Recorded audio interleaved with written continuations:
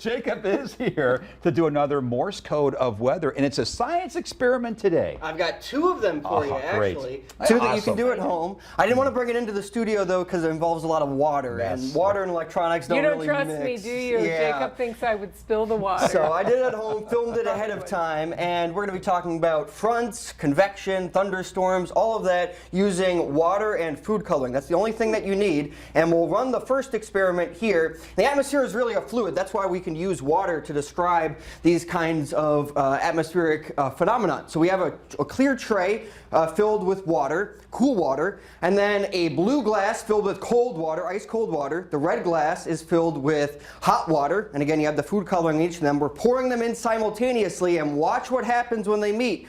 The cold water goes underneath that red hot water, and that really explains weather fronts here across the country. What happens when warm air and cold air meet with each other and clash, that's what forms these weather fronts and allows for storms to develop. And again, it's that cold air undercutting the warm air. It's because of air density. You have the colder air that's a lot more dense than the warm air. So we'll come back to the graphics here, and we can see with that still image, cold air coming in, undercutting that warm air. And a cross-section of a cold front really highlights that.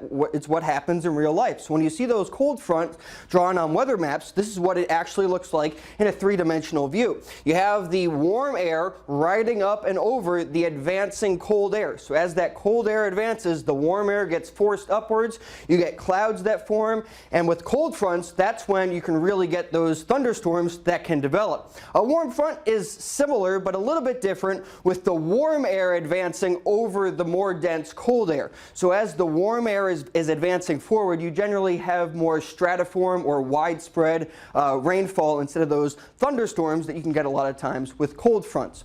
The next thing that we want to talk about is convection. So we'll turn to our second science experiment, and it's a similar one. We'll look with a tray of lukewarm water, and I've propped it up on some glasses. All the glasses are empty except for that one in the middle that you see filled with warm water. That is the red color, again very hot water in that glass in the center of the tray. We're putting a couple of drops of blue food coloring on the ends of that tray full of water, and then in the middle I'm putting a couple of drops of red food coloring. So what happens when we speed this loop up is the convection in the center of the tray, because of that warm water underneath, is allowing for that red food coloring to rise.